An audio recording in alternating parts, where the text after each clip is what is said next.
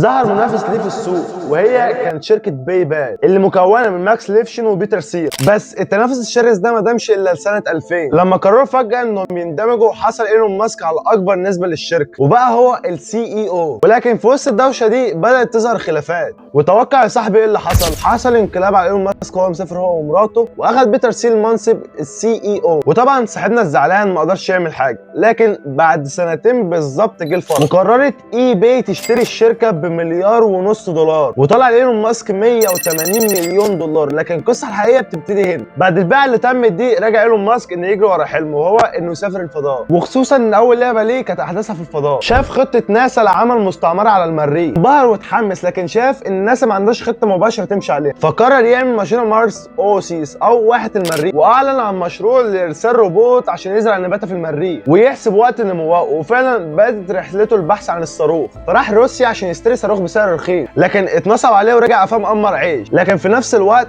قال طب ليه ما اروحش ابني انا الصاروخ بس بسعر رخيص وارخص من الاسعار اللي بتتباع، خصوصا انه كان بيقرا عن الصواريخ بشكل كبير جدا. وبالشكل ده انشا رسميا اول سبيس اكس، واللي هي اختصار سبيس اكسبلوريشن تكنولوجيز. وفي مارس 2002 بدا الشغل في مخزن صغير. Elon Musk, ELON, MUSK, Chief Executive Officer of Space Exploration Technologies, or SpaceX. وفي الاسكونتو بكاليفورنيا، وجاب مهندسين ومول باكتر من 100 مليون دولار، ومن نفس الفلوس اللي كسبها من باي بال. وبالشكل ده هو جاب لنفسه رئيس للشركه. والحلو ان في اول سنه للشركه جابوا لهم اول زبون، والصراحه الزبون ده كان على قد حاله، واللي هو وزاره الدفاع الامريكيه. وكانت عايزه تطلق قمر صناعي صغير واسمه تاكسات. وطبعا ميعاد الاطلاق اتاخر كذا مره بسبب اعطال فنيه، بالرغم من ان ال 30 مهندس اللي كانوا شغالين عليه كانوا شغالين بسرعه جنونيه. المهم لما اطلقوه في سنه 2006 الصاروخ ما عجبوش الوضع، فلف ورجع تاني للارض. وطبعا القمر الصناعي اللي كان شايله وقع واتدمر، وفشلت اول محاوله لسبيس اكس لاطلاق الصاروخ. ايلون ماسك ما انكسرتش عزيمته، بعد سنه واحده بالظبط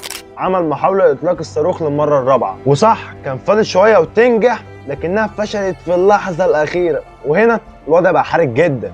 صاحبنا اتاخر على ميعاد القمر الصناعي ب4 سنين، وكمان الفلوس قربت تخلص، واصلا ما عادتش تكفي الا صاروخ واحد بس. وفي نص المشاكل دي كلها ايلون ماسك فعل وضعيه انشيلوتي وغير الخطه في اللحظات الاخيره. بدل ما يستنى ان الصاروخ يخلص تصنيعه، اكتشف شخصين مهتمين بالعربيات، ولا شخصين بيخططوا لنوع جديد من العربيات، وهي العربيات الكهرباء. والشخصين دول كان مارتن ايبنهارد ومارك تاربنينج. الاثنين دول فتحوا شركه اسمها تسلا في سنه 2003، وقرروا يصمموا عربيه تشتغل بالكهرباء بس.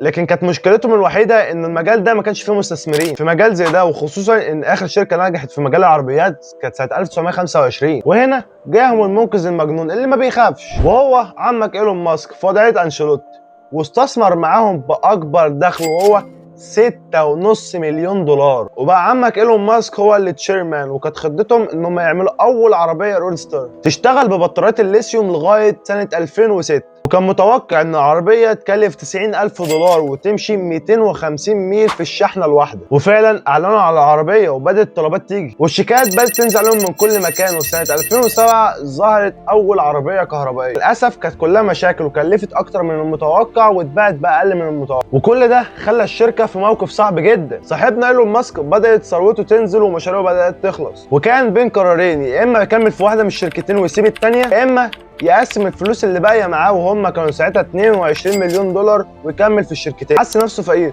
طبعا ايلون قرر يكمل في الشركتين. وفي سنه 2008 جه ميعاد لاطلاق اخر صاروخ، والمره دي كانت من غير قمر صناعي، وكانت اول مره في التاريخ صاروخ صناعه خاصه ينجح، وبقى واحد من 4 جهات. بس اللي قدروا يطلعوا الصاروخ للفضاء كانت امريكا وروسيا والصين وايلون ماسك. وهنا بدأت الطلبات تيجي من كل مكان زي الرز. لكن في نفس الوقت كانت تسلا لسه بتعاني، وفلوس ايلون خلصت، وزباين سبيس اكس لسه ما دفعوش، لان الزباين غالبا بيدفعوا بعد ما المشروع يخلص او على دفعات. فايلون خلاص قرر انه يعلن افلاس تسلا، خصوصا انه بقى السي اي او في الوقت ده بعد ما تم اقاله ايبرهارد في 2007 عشان عمل خلافات مع نيلسون. لما مارك تاربنينج ساب لوحده قبل بدايه 2008 كان باقي ساعات قليله قوي على الاعلان. بس في اصعب الظروف وعلى حافه الدمار ايلون راح وتواصل بشكل مكثف مع المستثمرين اللي يعرفها، وحاول يقنعهم باخر فرصه لانقاذ تسلا، حتى وصل انه يدفع من جيبه الخاص وقدر يجمع 40 مليون دولار وضخمهم في تسلا ورجعهم للحياه. واعاد المحاوله وعمل عربيه بالكهرباء فخمه وسريعه وشكلها حلو وفيها اعلى معايير الامان. العربيه دي كان اسمها موديل اس تسلا، وبدات الارباح تيجي وثروته تكبر، والنهارده يعتبر نيلسون من اغنى رجال العالم، والشركتين واقفين لوحدهم على رجليهم دي حاجه عجيبه. ما وقفش هنا، لانه دلوقتي قرر انه يزرع شرايح في عقول الناس، وقرر انه يدخل السياسه ويلاعب ترامب ويشتري تويتر ويفتح حزب سياسي، او هو فتحه وخلصه كمان، وثروته اتحسنت خلال 25 سنه من 20 مليون لما يقارب 380 مليار. وطبعا دلوقتي عايزك تقول لي، لو انت مكان ايلون ماسك هتاخد نفس القرارات اللي خدها؟ بس كده انت عرفت كل كبيره وصغيره عن حياه ايلون ماسك. فما تنساش تدوس لايك وتشترك معانا في القناه، وما تنساش مخافيا كان اعظم، وبيس صح.